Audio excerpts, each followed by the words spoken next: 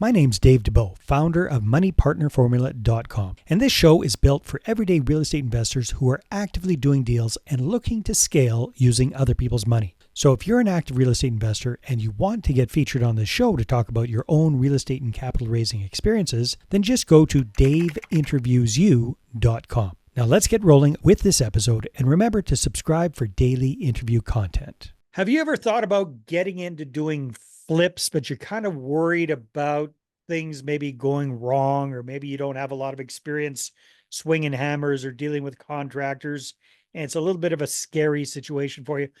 Well, you're right to be a little bit nervous if you haven't done it before. And today's special guest is a real estate investor. He's a veteran, he's a realtor, and he really has kind of seen the good and the bad with doing flips.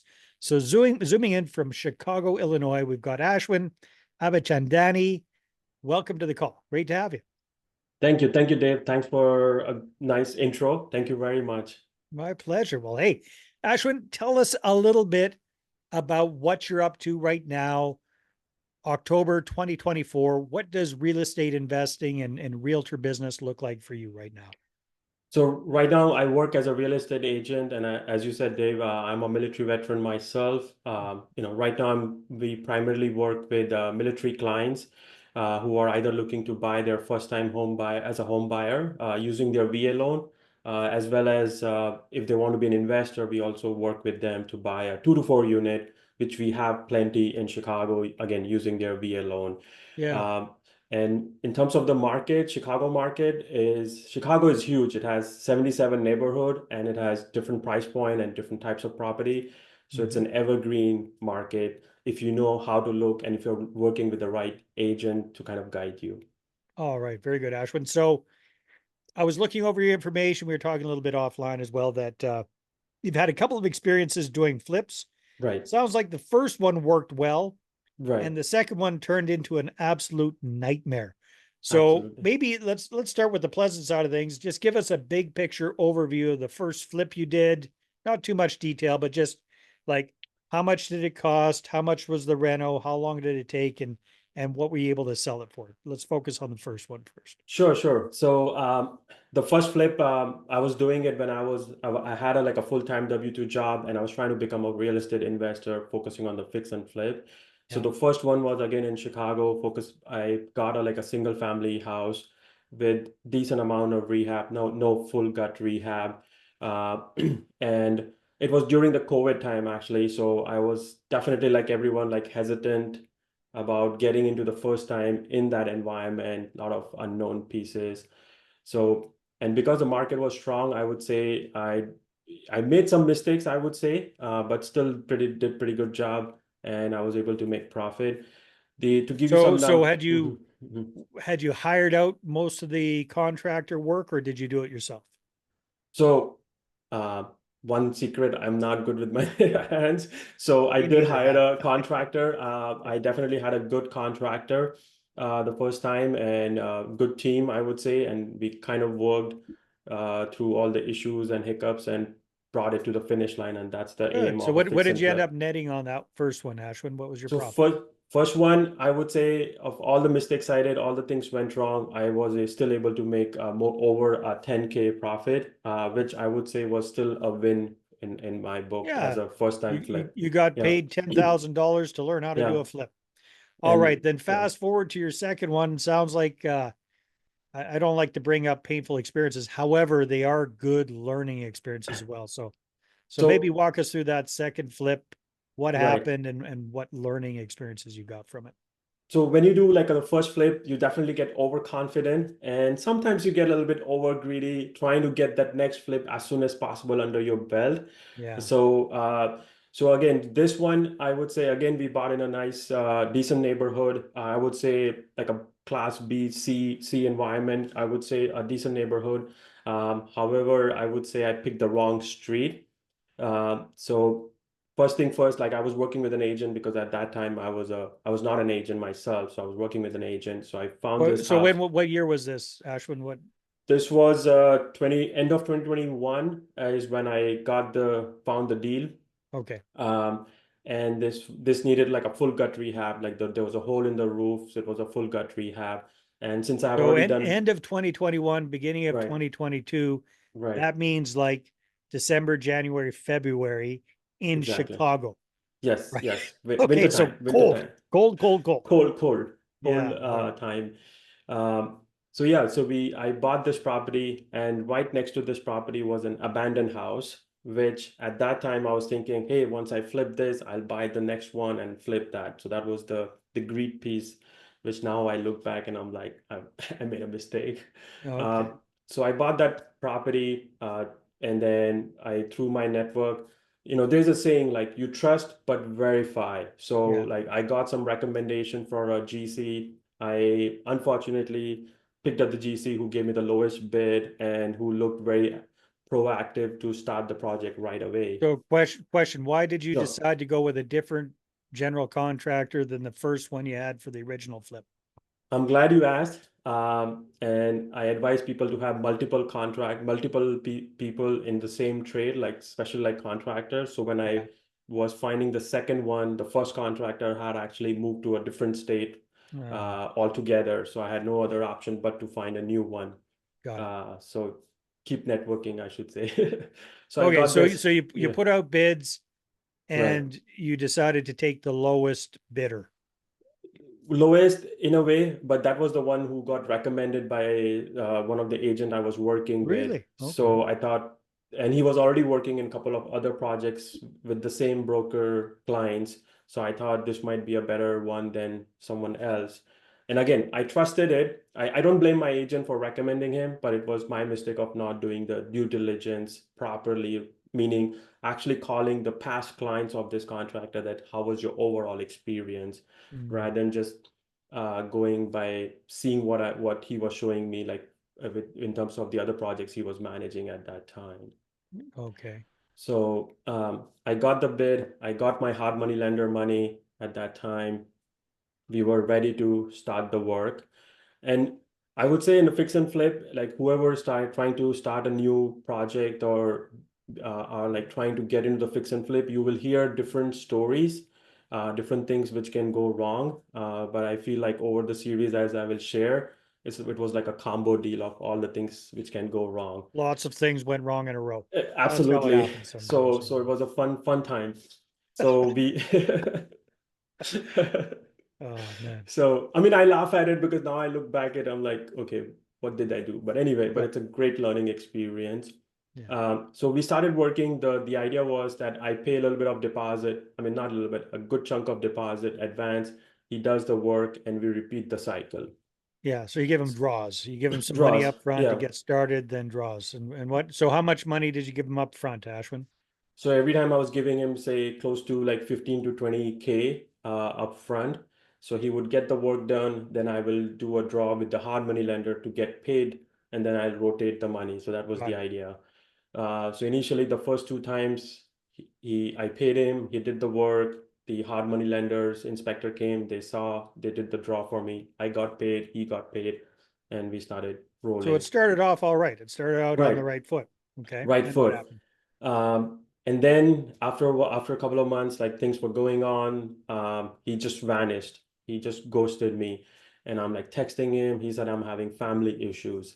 I said Okay. I want to be careful and like mindful of and be that about his personal life. So I gave him like a benefit of doubt and time. And the time from couple of days to couple of weeks to became almost 2 months. And I'm Ooh, like, this is a almost 2 months, and that was like a red flag. And that's when I that's started. huge, right? Because you're paying interest on that hard Ex- money and you're Yep, paying big money on that. really big money, and every day I'm like losing money on Yeah. that deal. So anyway, so then I started reaching out to my network and trying to find like who is the other contractor I can find.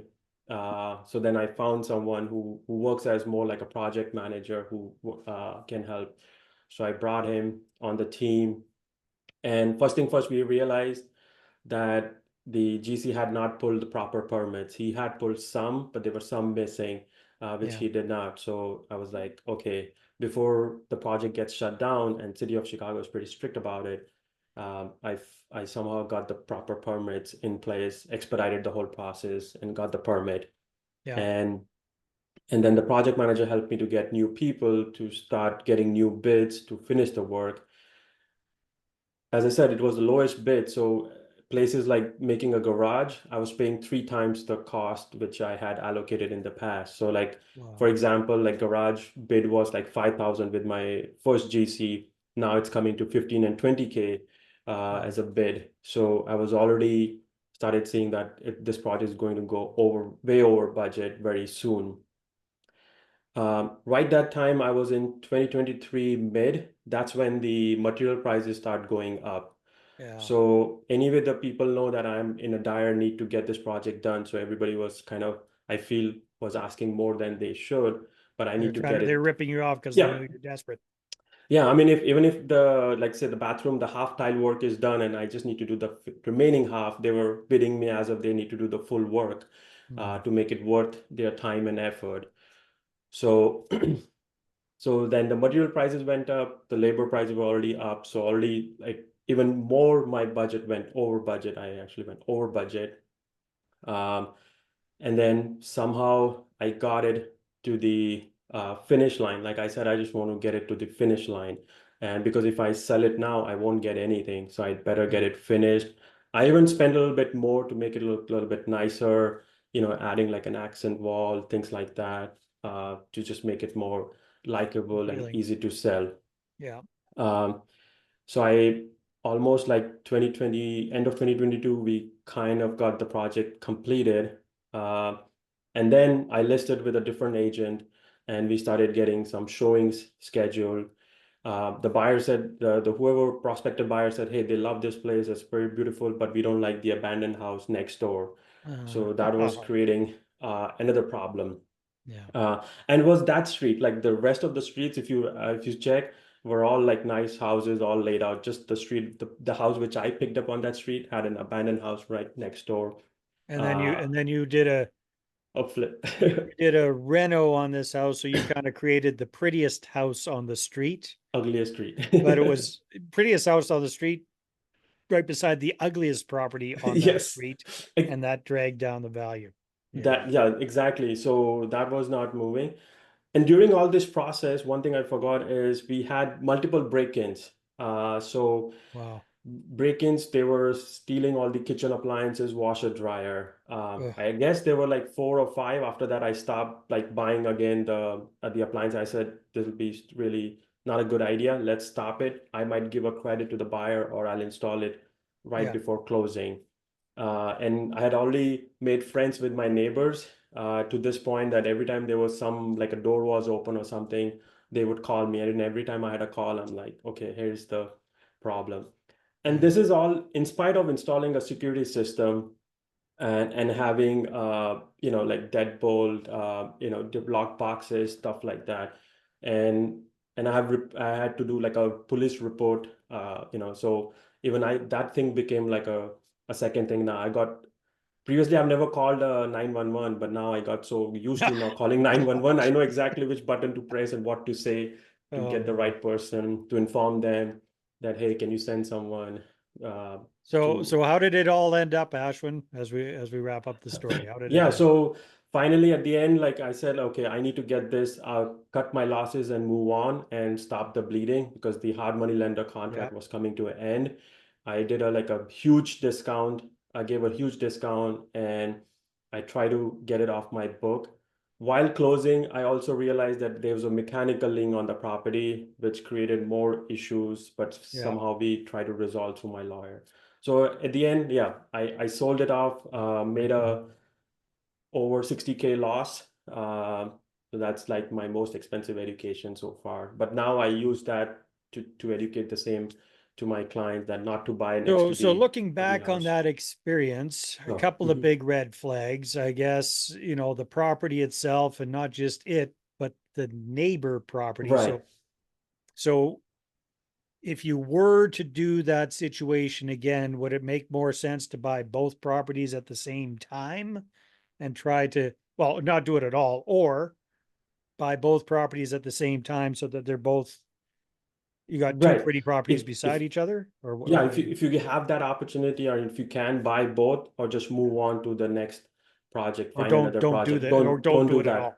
Yeah, Okay. exactly, And then exactly. now what about the contractor? Because it sounds like you did a lot of things right. I mean, your realtor recommended him. He Right, was doing work for a bunch of other people. On the right. surface, it all looked good.